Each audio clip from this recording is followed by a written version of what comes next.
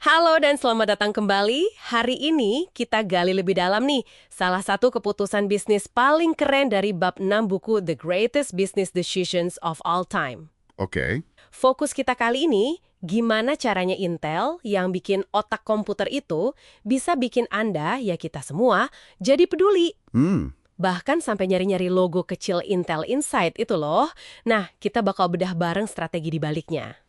Ini memang menarik banget ya kasusnya. Karena biasanya kan siapa sih yang peduli sama komponen di dalam sebuah produk? Bener banget. Kayak Anda beli mobil, emang nanya merek radiatornya apa gitu? Kan enggak. Iya juga ya. Tapi Intel ini, wah mereka benar-benar membalikkan keadaan. Mereka berhasil membangun citra merek untuk sesuatu yang tadinya ya cuma barang teknis, nggak kelihatan. Sebuah langkah yang berani, mungkin agak nekat ya kedengarannya waktu itu. Betul, bisa dibilang gitu. Oke deh, kalau gitu mari kita mulai dari awal. Katanya kan Intel ini awalnya punya masalah. Nah, masalah apa sih yang bikin keputusan ini jadi penting banget buat diambil? Jadi intinya gini, chip Intel yang lama kayak seri 286 itu ya cuma komponen aja di dalam PC. Konsumen mana tahu, mana peduli. Tersembunyi gitu ya? Iya.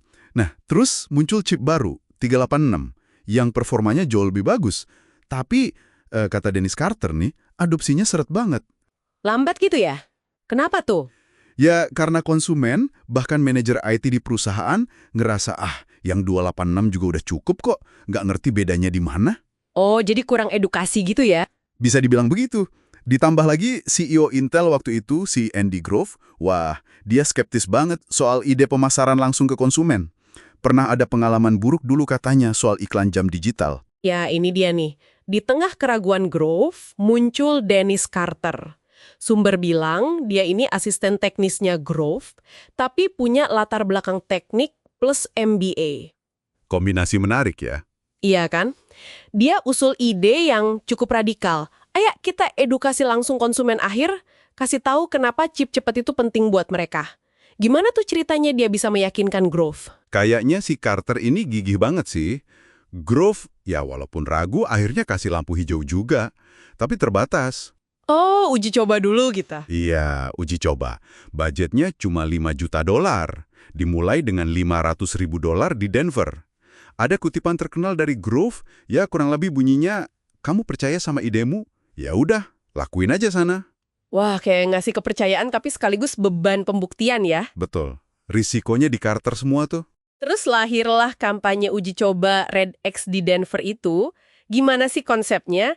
Kok bisa coretan X merah di papan reklame jadi efektif banget? Nah, kampanye Red X ini cerdasnya karena simpel, tapi ngena banget. Jadi, ada papan reklame gede, tulisannya 286, dilingkari. Terus, kayak dicoret pakai cat semprot merah gitu, bikin huruf X besar. Wow, langsung kelihatan ya pesannya? Iya, nggak lama setelah itu muncul papan baru di sebelahnya, tulisannya 386. Jelas banget kan pesannya? Yang lama udah lewat, ini yang baru. Jadi bukan cuma ngasih tahu, tapi kayak ngasih statement gitu ya? Persis, ini bukan sekedar edukasi, tapi lebih ke, disrupsi. Bikin orang jadi mikir, wah komputer saya udah ketinggalan zaman nih. Menciptakan urgensi yang tadinya nggak ada. Dan hasilnya sukses besar di Denver ya, membuktikan teorinya Carter. Sukses banget! Penjualan TC yang pakai chip 386 langsung naik signifikan. Ini bukti nyata kalau konsumen akhir itu bisa dan mau diedukasi. Tapi setelah sukses itu mereka sadar sesuatu lagi kan? Kalau ngasih merek ke tiap nomor chip, 286, 386, nanti 486, itu nggak bakal awet. Tepat sekali. Ada dua masalah utama. Pertama, hukum Morse. Teknologi chip itu kan berkembang cepat banget. Ntar muncul 486, 586, merek 386 jadi cepat basi. Iya juga ya. Kedua, masalah hukum. Angka kayak 386 itu susah dipatenkan, jadi merek dagang yang eksklusif. Jadi, mereka butuh sesuatu yang lebih langgeng, sesuatu yang bisa jadi payung buat semua chip mereka. Merek payung, gitu ya? Betul. Nah, dari riset internal, ternyata nama Intel itu sendiri yang paling kuat di benak orang. Aset terbesar mereka ya nama perusahaan itu. Oke, masuk akal. Dari situlah muncul slogan yang akhirnya jadi logo ikonik Intel Inside ya. Tapi bukannya ini bikin masalah baru sama produsen PC? Mereka bisa mikir, loh kalau Intel itu komputernya, terus kita, ini apa dong? Nah, itu dia pertanyaannya.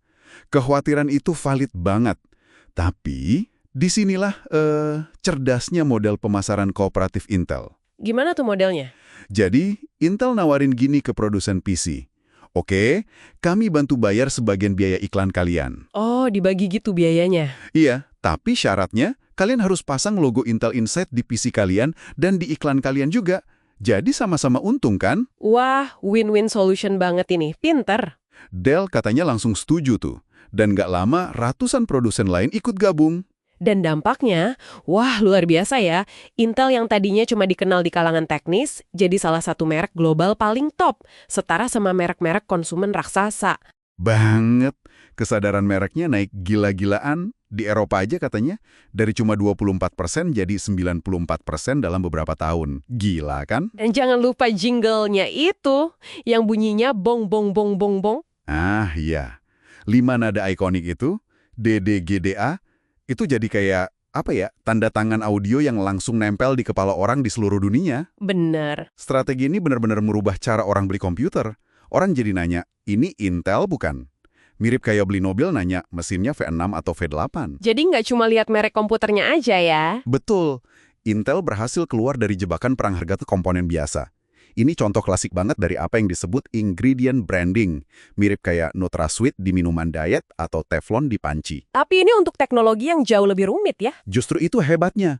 Mereka bisa menyederhanakan pesannya. Gila sih, transformasi bisnis yang didorong sama pemasaran yang cerdik banget. Bikin sesuatu yang nggak kelihatan jadi super diinginkan.